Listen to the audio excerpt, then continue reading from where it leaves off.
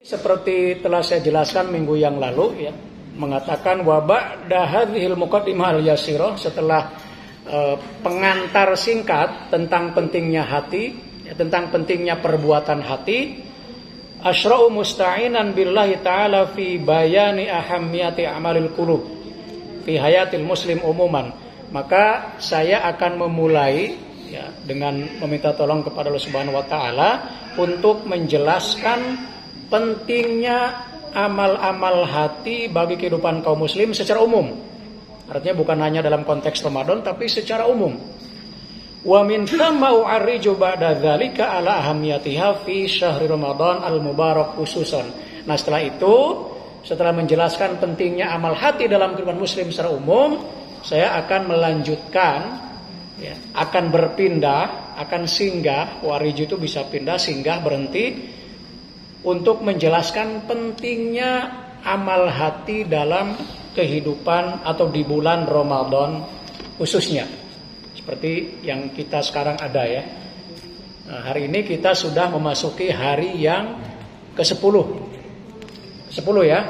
10 hari bulan Ramadan, mungkin ada yang 11. Nah, seharusnya semakin lama kita masuk Ramadan itu semakin semangat berpuasa, beribadah dan seterusnya.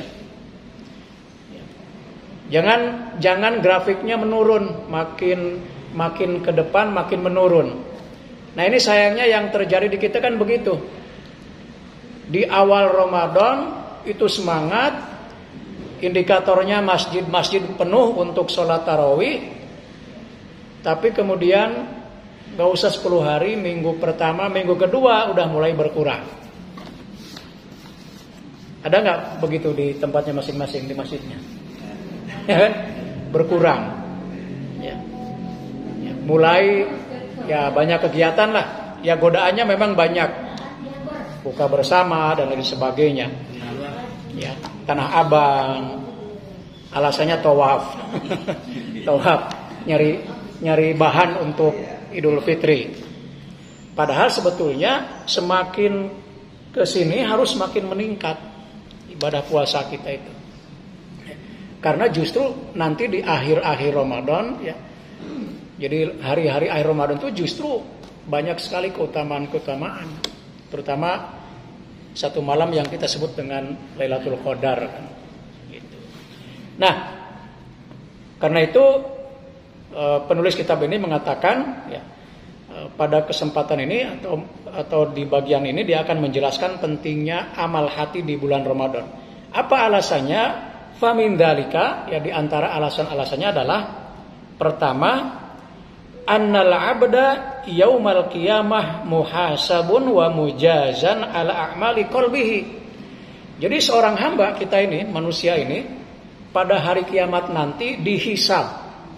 Ya, muhasabun, dihisab, dihitung perbuatan kita banyak baiknya atau buruknya, wa mujazan, dan diberi pahala ala a'mali qalbihi, atas perbuatan hatinya, ala amali qalbihi, kama huwa muhasabun wa mujazan ala a'mali jawarihi, juga akan dihitung, diberi pahala terhadap amal yang zahirnya, yang jawarih, dari seluruh anggota tubuh. Dalam Al-Quran misalnya dijelaskan, a'udzubillahi minasyaitonirrajim, afala ya'lamu idza bu'thira ma fil qubur. Jadi ya, kita ini nanti dikubur terus dibangkitkan. Itu dibangkitkan berarti kan sifatnya fisik. Tapi lanjutannya wa husila ma fis sudur, dan diungkapkan dan dikeluarkan apa yang ada di sudur, yang ada di dada kita. Berarti itu kan yang ada di hati.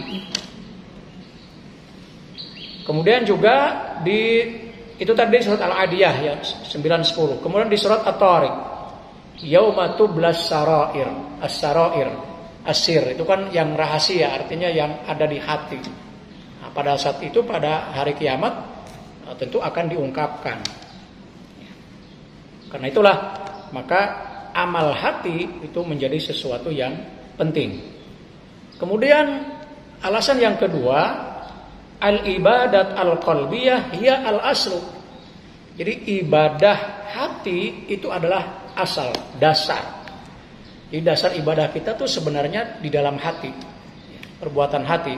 Wal ibadah al badaniyah tabaun wa mukmilatun. Sementara ibadah badan, fisik itu sebagai mengikutinya, sebagai pelengkap saja dari ibadah hati. Innal ibadat al qalbiyah ruhul ibadah al badaniyah. Ya. Kenapa? Karena ibadah hati itu merupakan ruhnya ibadah badan. Ini badan, di dalam badan kita ada hati, ada jiwa, dan jiwa atau hati itulah yang akan menentukan. Gitu. Maka ibadah hati menjadi dasar, menjadi pokok. Walihada fahiya akadu minha, karena itu ibadah hati itu lebih tegas, ya, lebih akid, ya, akadu minha. Walakinna hadzal ma'na la yaqtadi at-taqlil min sya'nil ibadah al-badiyah. Tetapi ya, bukan berarti penjelasan bahwa ibadah hati itu bagian yang sangat penting sebagai dasar, lalu kemudian hal itu menjadikan ibadah badan menjadi tidak penting. Bukan begitu juga, ya.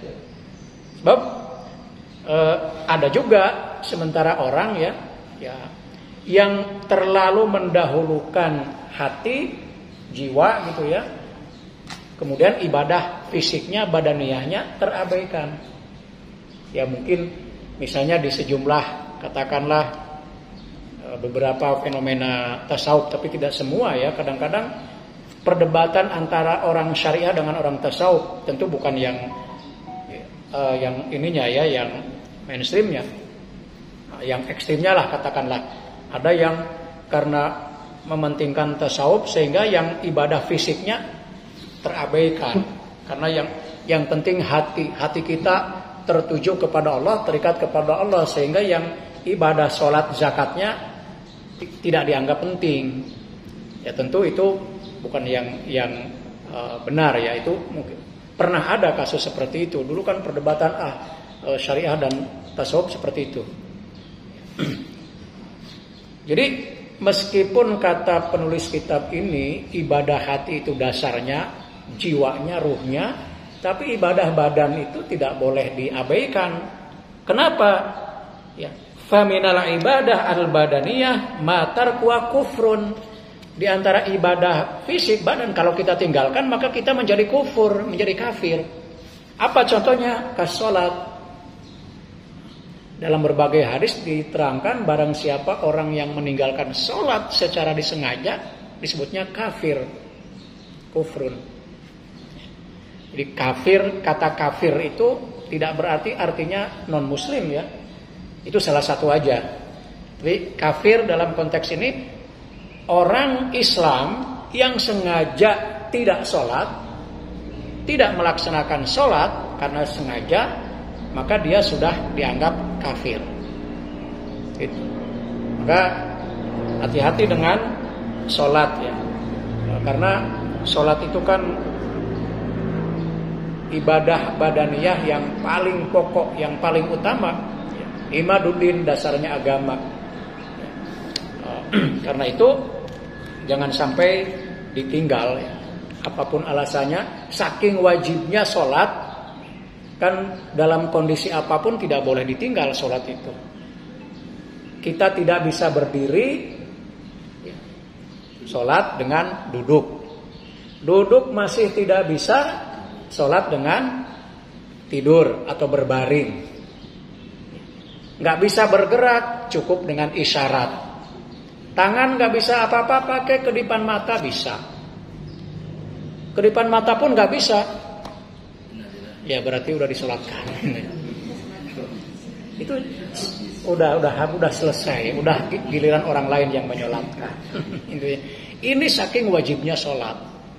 Nah di bulan Ramadan salah satu yang amalan yang harus ditingkatkan adalah sholat. Ya, tentu di luar sholat fardu adalah sholat sunnah.